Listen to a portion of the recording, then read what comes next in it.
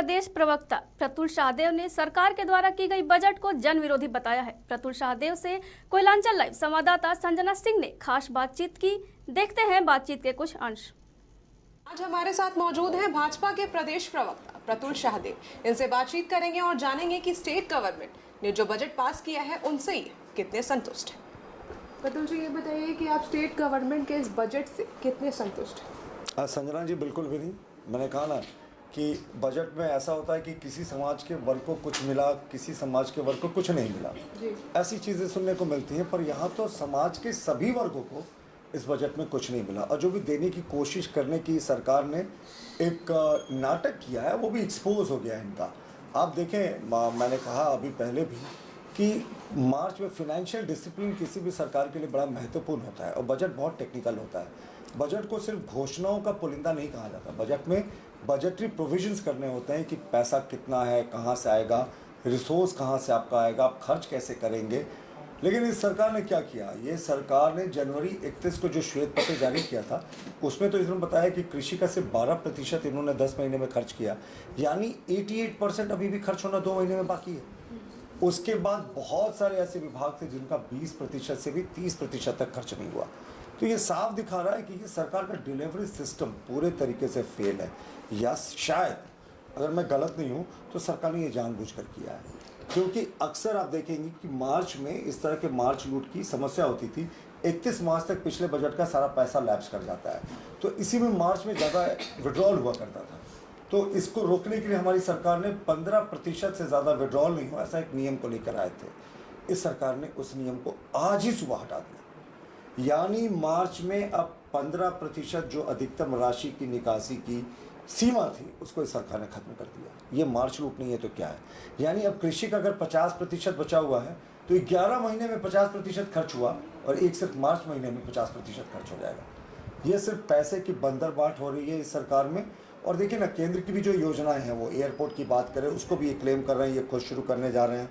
और हर घर जल नल के जरिए जल योजना जो है, जो केंद्र का फंड मिलता है इनको, ये तो वो भी लैप्स करा रहे हैं। ये झारखंड सबसे अंतिम पायदान पर है इस पूरे योजना में देश में। और जल संसाधन मंत्री को आना पड़ा था, केंद्रीय जल संसाधन मंत्री को रिव्यू करने के लिए। और इसके अतिरिक्त जो सबसे खतरनाक बात है कि ये सरकार ने भ्रष्टाचार के प्रति अंकुश लगाने वाली संस्थाओं में मैन पावर को या उनके बजट को बढ़ाने का कोई प्रावधान नहीं किया। Lokayukta, information commissioner, anti corruption bureau में बहुत सारे पद हैं जो अभी भी रिक्त हैं, सरकार ने उसकी कोई चर्चा नहीं की। सरकार नौकरियां देने की बात करती है, लेकिन कोई बजटरी प्रोविजन नहीं है उसमें कि आप जो नई नौकरियां देंगे उनके लिए बजट का हम लोगों ने 5,000 करोड़ या 10,000 करोड़ रुपये रखा है। ऐसा बजट में कोई प्रोविजन नहीं है। तो ये बजट सबको ठगने वाला बजट है। हाँ, टेंडर की इन्होंने बात ज़रूर की है, कुछ भवनों को बनाने की बात कही है, और यकीन मानिए ये बनेगा, क्योंकि इसमें कमीशन का खेल होता है ना। यहाँ पर एम्प्लॉयमेंट की कुछ बातें हुई हैं, जो भी नियोजन नीति सामने आई है वहाँ पे एम्प्लॉयमेंट को लेकर अभी भी ऐसा लग रहा है कि आगे का जो फ्यूचर है, वो शिक्षा का जो स्तर है वो नीचे गिरेगा। जिस तरह की नियोजन नीति पेश की गई है उस हिसाब से आपको क्या लगता है कि आगे का जो फ्यूचर है वो सिक्योर हाथों में है या स्तर नीचे गिर सकता है? देखिए, ये तो यू टर्न मारने वाले लोगों की सरकार है। मुख्यमंत्री जी ने जितनी घोषणाएं की थी सब पे यू टर्न मारा। और जब आपने क्वालिटी एजुकेशन की बात की, ये एक बड़ा अच्छा पॉइंट है। देखिए, सरकार शिक्षा के बजट को अगर क्वालिटी एजुकेशन देने में खर्च करती, टीचर्स की अकाउंटेबिलिटी में खर्च करती, पूरे राज्य में हेडमास्टर्स की कितनी बड़ी कमी है किसी से छिपा नहीं हुआ। शिक्षकों की कमी है, उनकी नियुक्ति के बारे में सरकार चिंता नहीं करती, सिर्फ हवा हवाई घोषणाएं होती हैं। 50,000 शिक्षकों की नियुक्तियाँ होंगी, उसका क्या स्टेटस है किसी को पता नहीं। शिक्षा के बजट को ये सरकार स्कूलों के कलर को अपने हिसाब से हरा पेंट करने में खर्च करती है। बच्चों के यूनिफॉर्म को करोड़ रुपए खर्च करके इन्होंने हरा कर दिया, जो फिजूल खर्ची है। सिर्फ और सिर्फ एक मैसेज भेजने के लिए, अपने पॉलिटिकल, मुझे लगता है वोट बैंक को खुश करने के लिए ये इस तरह की कोशिश की जा रही है। और जहाँ तक नियोजन की बात है, तो ये सब इन्होंने जो मुख्यमंत्री जी को यू टर्न करना पड़ा, मुझे नहीं लगता किसी ने आज तक झारखंड के 23 वर्षों के इतिहास में इतना यू टर्न किया हो। इन्होंने कहा था 100% जो 3rd और 4th ग्रेड की नौकरियाँ आदिवासी मूल वासियों के लिए होगी। ये उनकी नियोजन नीति इतनी फॉल्टी थी कि हाईकोर्ट ने उसे खारिज कर दिया, जबकि लॉ डिपार्टमेंट ने विरोध किया था कि इसमें माननीय मुख्यमंत्री जी आपको कुछ संशोधन करके लाना चाहिए। और अब ये 2016 के पहले की नियोजन नीति लेकर जा रहे हैं, जिसमें 60% ही सिर्फ यहाँ के लोकल लोग को नौकरी का मौका मिलेगा। 40% नियुक्तियाँ इन्होंने चपरासी और कलर की भी पूरे देश के लिए खोल दी। देखिए हमें कोई आपत्ति नहीं, आपको देश के लिए खोलना है खोलें, लेकिन पहला हक तो यहाँ के झारखंडियों का होता है, वो भी आपने इनको ठग दिया। यहाँ पर पेट्रोल और डीजल के जो प्राइसेस हैं अभी भी अप डाउन कुछ नहीं किए गए। जैसा कि महंगाई बढ़ रही है तो आपको क्या लगता है कि प्राइस थोड़ा बहुत हो सकता था कुछ? देखिए क्या था, पिछली बार जब केंद्र सरकार ने 10 रुपये अपना हिस्से से पेट्रोल की कीमतों में कमी की थी, तो कई राज्य सरकारों ने, जिसमें भाजपा की राज्य सरकारें प्रमुख थी, उन्होंने भी अपने हिस्से के वैट को कम किया था। हेमंत सोरेन जी ने उस समय 1 रुपया भी वैट को नहीं घटाया था, 1 रुपया छोड़ दीजिए, 1 पैसा भी नहीं घटाया था। और हमारे रघुवर दास की सरकार वैट पे हर एक प्रति लीटर पेट्रोल और डीजल पर 2 रुपये की छूट दिया करती थी। इस सरकार ने सत्ता में आते के साथ 2020 के जनवरी में, मुझे दिन भी याद है, 6 जनवरी को ये निर्णय लेते हुए इसको रोल बैक कर दिया था, यानी 2 रुपये की छूट भी हटा दी थी। हाँ, वो अगर कम हो जाता तो रेवेन्यू नहीं, रेवेन्यू तो सरकार को ऑल्टरनेटिव सोर्सेस करनी चाहिए ना। जब केंद्र सरकार 10 रुपये पेट्रोल डीजल का जिस समय ज़रूरत थी उन्होंने दाम कम किया था, तो उस समय तो राज्य सरकार भी कम कर सकती थी। ऑल्टरनेटिव रेवेन्यू मॉडल्स इनको करने चाहिए थे।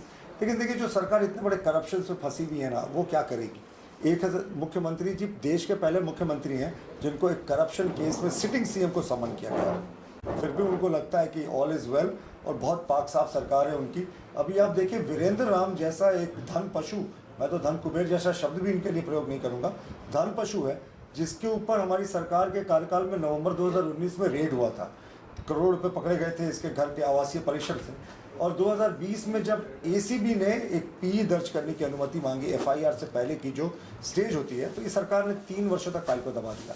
तो यही सरकार की रियलिटी चेक है। और इस सरकार के एक बड़े मंत्री ने तो उनको बॉडीगार्ड देने के लिए पीत पत्र लिख दिया। तो ये सरकार भ्रष्टाचारियों को सुरक्षा देती है और भ्रष्टाचार कराती है। अभी जो एक मामला है जिसमें कैश कांड का आरोप लगा था 3 विधायकों पर, उनको हाईकोर्ट से रिहा मिल गया और उनका साफ तौर पर कहना है कि बीजेपी की चाल काम नहीं है। सर, इस पर क्या प्रतिक्रिया देंगे? देखिए मुख्यमंत्री जी जब भी परेशानी में फंसते हैं और उनको अपने विधायकों को कंट्रोल में रखना होता है तो वैसी हरकतें करते हैं। आपको याद होगा इससे पहले भी एक आरोप लगा था कि मुझे लगता है इसी इलाके में लगा था कि अनूप सिंह जी ने लगाया था कि एक दिहाड़ी मजदूर, एक फल विक्रेता, और शायद बोकारो का ही था, जिस सरकार को गिराने जा रहा है। तो अब सोचिए जिस सरकार में एक दिहाड़ी मजदूर और एक फल विक्रेता सरकार गिराने की क्षमता रखता हो, सरकार के बारे में क्या कहना। दरअसल मुख्यमंत्री जी जब भी परेशानी में फंसते दिखते हैं, उनको विधायकों से डर लगता है, जो संतुष्ट नहीं तो वो ऐसे केसेस करवा देते हैं। और आपको वो दिहाड़ी मजदूर और फल विक्रेता का मामला में अभी तक पुलिस ने चार्जशीट नहीं किया क्योंकि एविडेंसेस नहीं मिले। और जो इरफान अंसारी और जो तमाम विधायक थे कांग्रेस के जिनके ऊपर ये मामला दर्ज हुआ था, हाईकोर्ट ने तो उनको बेल दे दी थी और कहा था प्रथम दृष्टया ये बड़ा संदिग्ध मामला लगता है। तो मुख्यमंत्री जी को अपने विधायकों पर ही विश्वास नहीं। लोबिन हेम्ब्रम तो बार बार कह रहे हैं कि ये सरकार में स्टेट स्पॉन्सर्ड करप्शन चल रहा है। सीता सोरेन मुख्यमंत्री की भाभी है, वो तो ट्वीट करके कहती हैं कि जो दुमका क्षेत्र के एक बड़े पुलिस अधिकारी हैं उनके नेतृत्व में 700 इलीगल क्रशेस चल रहे हैं। तो यही सरकार की रियलिटी चेक है। और अभी हमने बातचीत की भाजपा के प्रदेश प्रवक्ता प्रतुल शाहदेव से, जिन्होंने सरकार को घेरते हुए बहुत कुछ कह दिया। इन्होंने कहा कि झारखंड की सरकार भ्रष्टाचार में संलिप्त है। सहयोगी दीपक के साथ संजना सिंह, कोयलांचल लाइव, धनबाद।